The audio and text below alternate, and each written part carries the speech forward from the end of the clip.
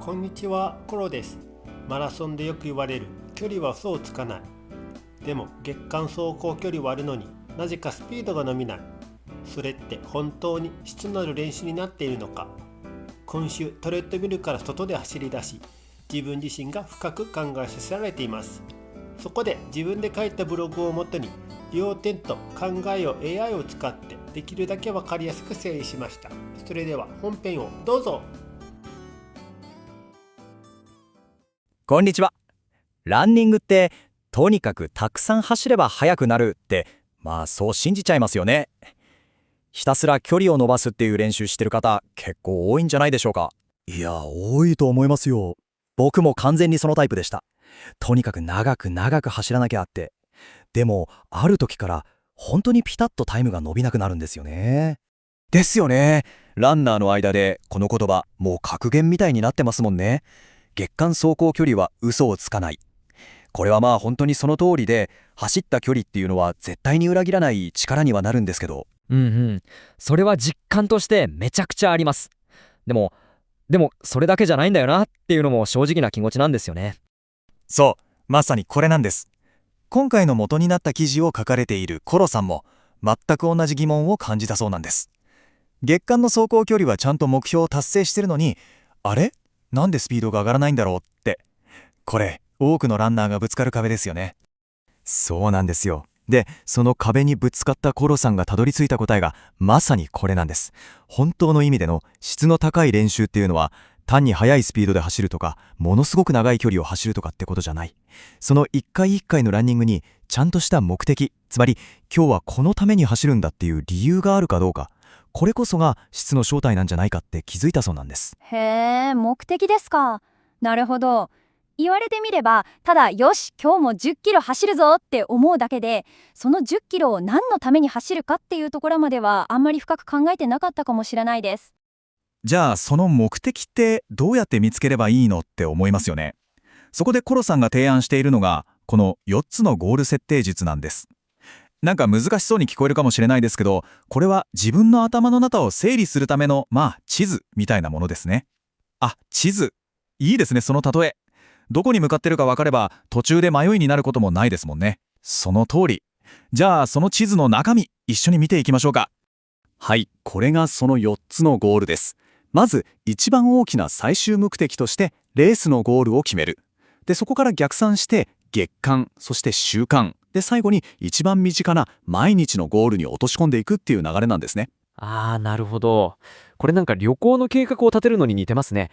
まずハワイに行くぞって決めて、次にじゃあ今月は飛行機代を貯めるだったら、今週は節約のために自炊するだから今日は買い物リストを作ってスーパーに行くみたいな感じですよね。まさにその通り。その例えめちゃくちゃわかりやすいです。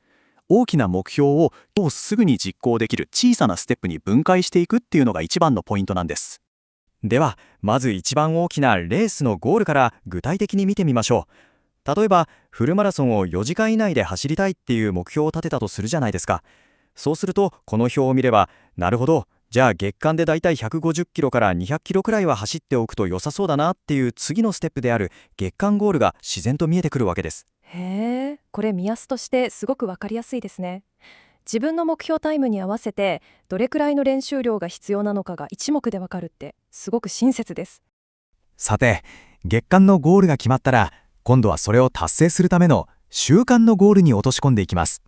でもここが面白いところで、単純に月間目標を4で割るだけじゃないんですよ。ここからがさっき話した質を高めていくちょっと面白いところなんです。例えばコロさんの例でいくと、まず最初の週はシンプルに週間で合計100キロ走るという量的な目標を立てます。最初のうちはこれを達成するだけでももう十分立派な目標ですよね。そしてその距離を走ることに慣れてきたら、次の週は新しいテーマを一つだけ追加します。例えば腕の振りを意識するとか、走る距離は増やさずに新しい意識をプラスするだけ。これなら無理なく挑戦できそうな気がしませんか？これならできそう。距離を増やすのって結構大変ですけど、意識を変えるだけならいつものランニングにすぐ取り入れられますもんね。そうなんです。で、さらにその次の週はまた新しい質を重ねてみる。例えばいつもより少しだけきつめのペースで走る練習を週に1回だけ入れてみようっていう感じです。なるほど。だんだんレベルアップしていく感じですね。素朴な疑問なんですけど、少しきつめのペースって具体的にはどんな感じなんですか？全力疾走とは違いますよね。全力疾走とは違いますが、勢いが止められないように走りきれないぐらいのスピードです。常に時間を考えながら走れば余裕ですが、このスピードだと少し時間を考えるだけで焦りが出てきます。そうなると、より難しいトレーニングになるんですね。なるほど。このスピードで組めるんですね。で、その次の週はまた新しい質を重ねてみるって感じですか？いい質問ですね。専門用具だと、生き地蔵やなんて言ったりもするんですが、要は、ちょっと息が上がるな。でもすぐにバテて止まっちゃうほどじゃない。なんとか会話はできるかなっていうくらいのペースです。自分の楽なペースからギアを1段階だけカチッと上げる。そんなイメージですね。なるほど。快適ゾーンの少し外側っていう表現、すごくしっくりきます。いつも同じ楽なペースで走るだけじゃなくて、たまに体に少しだけ負荷をかけてあげることで成長していくんですね。さあ、そしていよいよこのフレームワークで最も重要な部分、毎日のゴールです。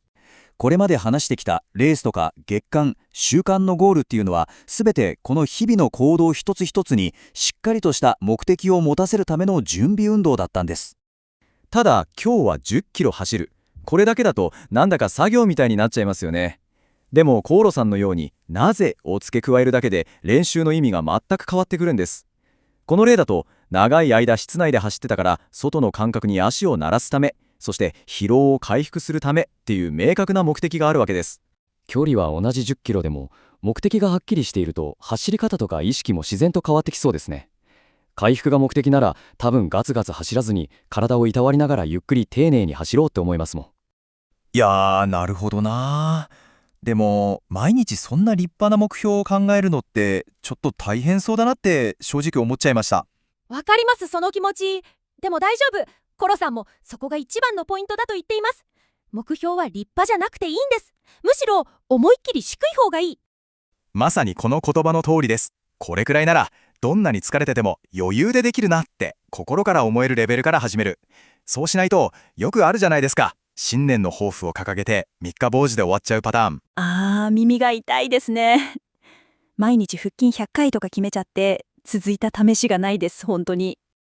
ですよね。笑い。例えばこれ、ダイエットに例えるとすごくわかりやすくて、いきなり今月5キロ痩せるって意気込むんじゃなくて、まずは今週体重をキープするから始める。これだけでも立派な目標達成ですよね。確かに、増やさないならなんかできそうな気がします。で、それをクリアできたら自信になって、じゃあ来週は 100g 減らすみたいに少しずつステップアップしていけばいいんですね。その通りです。コロさんによれば、現状より 10% 以上も高い目標を立てると、体とか心が反発しちゃって、かえって悪い結果になりがちだそうです。だから目指すのは、たった 1% から 2% の成長。それだけで十分なんです。なるほど。でも、どうしてもやる気が出なかったり、今日は何のために走ればいいんだろうって目的が見つからない日って正直ありますよね。そういう時ってどうしたらいいんですか？そういう日ありますよね。コロさんはそんな時、まずランニングウォッチのデータを見るそうです。で、もし体のストレス値が高かったら、今日は体が疲れてるんだな。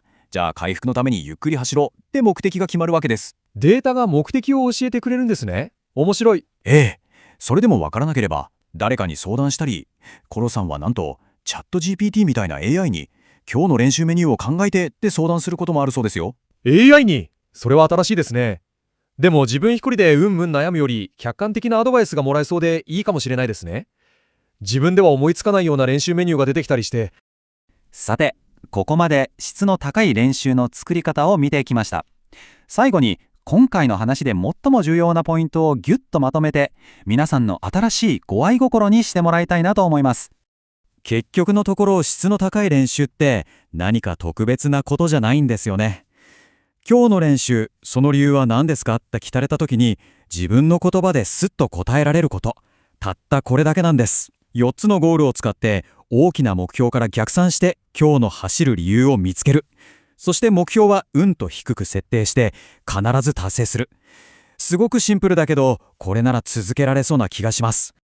まさに、この考え方をちょっと取り入れるだけで、明日からのランニングがきっと変わって見えるはずです。さて、これを聞いてくださっているあなたの今日のランニング、その理由は何にしますか？ぜひ自分だけの走る理由を見つけて走り出してみてくださいね。最後まで見ていただきありがとうございます。次回、練習の質を上げるジョギングの仕方について配信します。もしこの動画が良かったらコメント、高評価、チャンネル登録お願いします。コロでした。